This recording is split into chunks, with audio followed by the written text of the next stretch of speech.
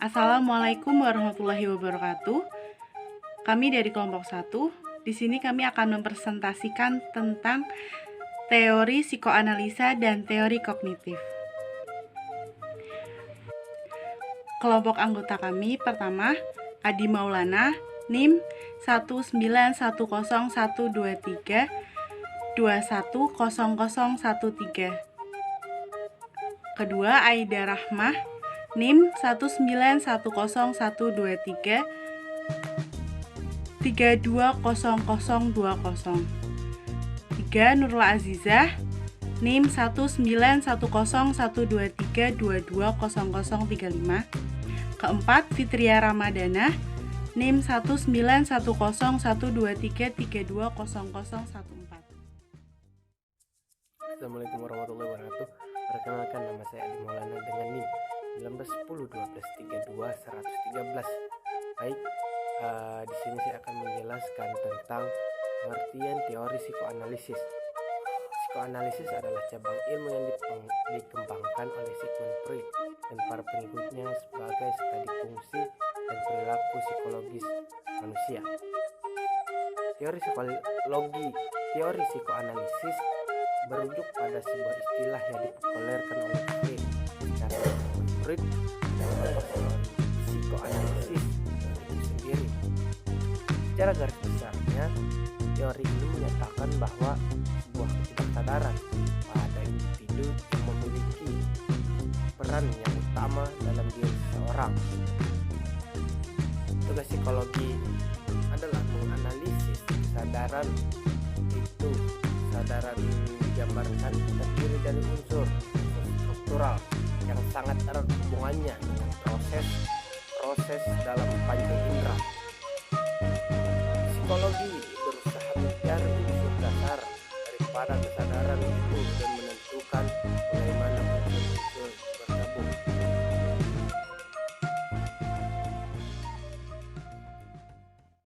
Struktur kepribadian. Menurut Freud, kepribadian terdiri dari 3 sistem, yaitu id, ego, superego. Id yaitu aspek biologis yang merupakan sistem kepribadian yang asli. Ego yaitu aspek psikologis yang timbul karena kebutuhan organisme untuk berhubungan dengan dunia kenyataan. Ketiga, superego yaitu aspek sosiologis yang mencerminkan nilai-nilai tradisional serta cita-cita masyarakat yang ada dalam kepribadian individu.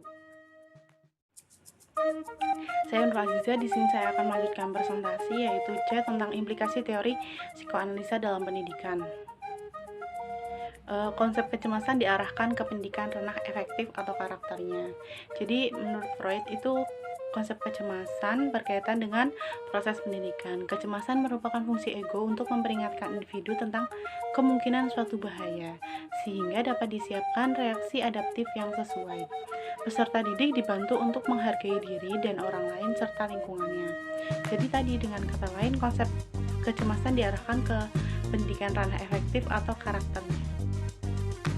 Kedua, teori psikoanalisis juga digunakan pada proses pendidikan yang berbasis kecerdasan majemuk.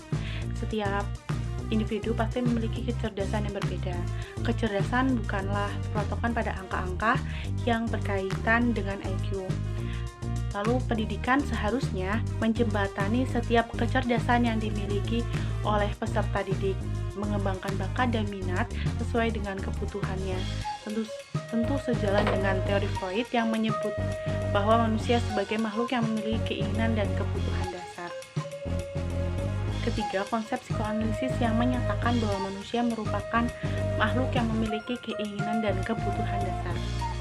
Dengan konsep ini, pengajar dapat mengimplementasikannya ke berbagai elemen dalam pendidikan. Kurikulum atau perangkat pembelajaran misalnya. Pendidik harus melakukan berbagai analisis, kebutuhan dan tujuan agar apa yang diajarkannya nanti sesuai dengan kebutuhan dan perkembangan peserta didik. Hal ini sudah lumrah digunakan dalam berbagai proses pendidikan. Keempat, berkaitan dengan agresivitas siswa. Seorang pendidik harus mampu mengontrol dan mengatur sikap ini agar terarah menjadi lebih positif. Agresivitas merupakan ungkapan perasaan frustasi yang tidak tepat. Contohnya, siswa dapat merusak, mengganggu, atau menyakiti orang lain. Penyebab munculnya tindakan agresivitas dapat berupa penilaian negatif atau kata-kata yang menyakitkan. Jika siswa melakukan kesalahan, tidak selayaknya dihukum dengan kata-kata kasar atau hukuman lain yang justru akan melukai psikologisnya. Treatmentnya itu atau cara mengatasinya itu mungkin bisa dilakukan penjajakan atau memberi sugesti dan wejangan. Tidak memberi hukuman, tetapi memberi semacam kebebasan dalam bertanggung jawab dan membantunya dalam berinteraksi dengan lingkungan sekitar. Kelima, perlunya pendidikan inklusif di semua strata pendidikan. Pendidik inklusif merupakan pendidikan yang tidak mudah membeda-bedakan terhadap peserta didik. Dalam hal ini, sekolah harus mampu menampung dan menerima siswa yang memiliki kebutuhan khusus. Secara psikologis, anak yang memiliki kekurangan semacam ini akan mengalami krisis kepercayaan diri atau minder.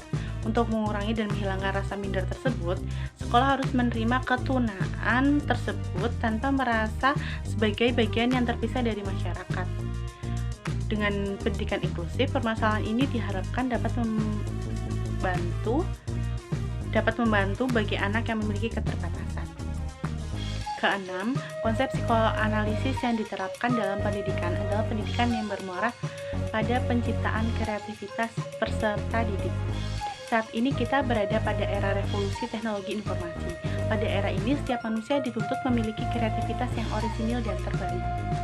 Orang-orang yang sukses pada masa ini adalah orang-orang yang memiliki kreativitas tanpa batas. Seperti pendiri Facebook, Android, Samsung, dan lain-lain. Mereka eksis dan sukses mencapai puncak kejayaan karena memiliki inovasi dan kreativitas yang mumpuni. Menurut Freud, kreativitas merupakan bagian dari kepribadian yang didorong untuk menjadi kreatif jika memang mereka tidak dapat memenuhi kebutuhan seksual secara langsung. Berhubungan kebutuhannya tidak terpenuhi, maka terjadilah sublimasi dan akhirnya muncullah imajinasi. Selanjutnya, pengertian teori kognitif. Ada beberapa tokoh yang mengemukakan teori ini. Yang pertama, John Piaget 1896-1980 yang menyatakan bahwa anak dapat membangun secara aktif dunia kognitif mereka sendiri. Piaget mengungkapkan bahwa anak melampaui perkembangan melalui 4 tahap dalam memahami dunia, yaitu yang pertama, tahap sensori motor, yaitu tahap paling awal perkembangan kognitif yang terjadi pada waktu bayi lahir sampai sekitar berumur 2 tahun. Yang kedua, tahap proporsional, yaitu tahap kedua dalam teori pengembangan kognitif Piaget, yang tahap ini dimulai pada anak sekitar usia 2 tahun dan terakhir sampai sekitar usia 7 tahun. Selama tahap ini, anak belajar menggunakan simbol bahasa. Yang ketiga, tahap operasional konkret, yaitu di mana anak sudah mampu berpikir rasional, seperti penalaran untuk menyelesaikan suatu masalah yang konkret atau aktual. Yang keempat, tahap operasional formal, yaitu periode terakhir perkembangan kognitif dan teori Piaget. Tahap ini dimulai dialami anak dalam usia 11 sampai 16 tahun dan terus berlanjut sampai dewasa. Teori kognitif berikutnya menurut Jerome Bruner menekankan pada cara individu mengorganisasikan apa yang telah dialami dan dipelajari. Untuk meningkatkan proses belajar, menurut Bruner, diperlukan lingkungan yang dinamakan discover, learning environment. Selanjutnya, belajar menurut Gestalt berasal dari bahasa Jerman yang mempunyai pandangan makna sebagai bentuk atau konfigurasi. Selanjutnya akan dijelaskan oleh teman saya. Assalamualaikum warahmatullahi wabarakatuh. Perkenalkan nama saya Fitri Ramadana. Di sini saya akan melanjutkan presentasi mengenai pengertian teori kognitif menurut Ausubel. Seorang psikologis kognitif, Ausubel sini mengemukakan bahwa yang perlu diperhatikan seorang guru ialah strategi mengajarnya. Sebagai contoh di sini adalah pelajaran matematika. Yang dimana di sini pelajaran matematika akan berhasil jika seorang guru bisa menjelaskan terlebih dahulu mengenai fungsi-fungsi mengenai formula-formula pelajaran matematika. Tetapi akan gagal jika seorang guru menyuruh muridnya untuk mempelajari sendiri, menghafal formula-formula tanpa mengetahui arti dari formula-formula tersebut. Kemudian yang selanjutnya adalah menurut Matlin. Dalam arti kognisi, Matlin membagi kognisi terbagi menjadi dua. Yang pertama dalam arti kognisi, yang kedua adalah pendekatan kognitif. Nah, dalam arti kognisi, maka psikologi kognitif dipandang sebagai suatu cabang psikologi yang mempelajari proses-proses mental atau aktivitas pikiran manusia. Misalnya seperti persepsi, masalah-masalah, bahasa, kemudian ingatan, dan selanjutnya di sini ada penalaran. Kemudian yang kedua adalah dalam arti pendekatan. Maka psikologi kognitif dapat dipandang sebagai cara tertentu dalam memanggil berbagai fenomena psikologis manusia. Sebagai contoh di sini adalah psikologi behaviorisme yang menekankan pada aspek perilaku yang dapat diamati secara langsung. Kemudian psikologi aliran psikoanalisis yang menekankan pada aspek laporan, emosi yang terletak di bawah sadar. Kemudian psikologi humanistik menekankan pada pertumbuhan pribadi dan hubungan antar pribadi. Dan selanjutnya, ini implikasi teori kognitif dalam pendidikan. Ada beberapa hal penting yang dapat diambil terkait teori kognitif sebagaimana dikemukakan oleh Piaget, yaitu yang pertama adalah individu dapat mengembangkan pengetahuannya sendiri. Kemudian yang kedua adalah individualisasi dalam pembelajaran. Nah, untuk individu dapat mengembangkan pengetahuannya sendiri, di sini maksudnya adalah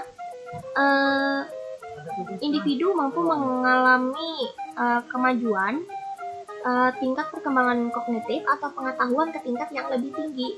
Maksudnya adalah pengetahuan yang dimiliki oleh setiap individu dapat dibentuk dan dikembangkan oleh individu sendiri melalui interaksi